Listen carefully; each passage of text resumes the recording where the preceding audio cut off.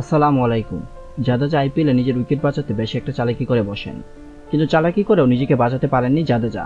উল্টো দীর্ঘ 5 বছর পর অবস্ট্রাক্টিং দ্য ফিল্ড আউট সবাইকে দেখালেন আইপিএলে জাদেজা, যা দেখে নিজেই শেষ পর্যন্ত লজ্জায় লাল হয়ে যান। ম্যাচের 16তম ওভারে শেষ বলে জাদেজা 2 রান নেওয়ার জন্য দৌড় দেন।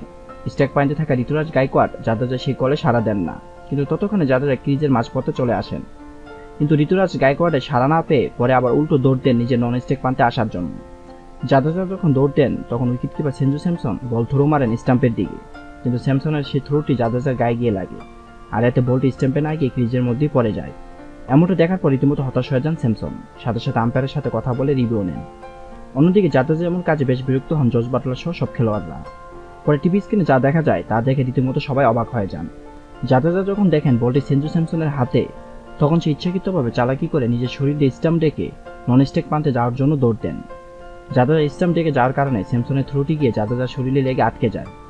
ইচ্ছাকৃতভাবে জাদেজার বল রান আউট থেকে আটকে দেওয়ার ব্যাপারটি স্পষ্ট হওয়ায় থার্ড আম্পায়ার আউট দিয়ে দেন। আর থার্ড আম্পায়ার আউট দেওয়া দেখে বেশ বিরক্ত হন জাদেজা।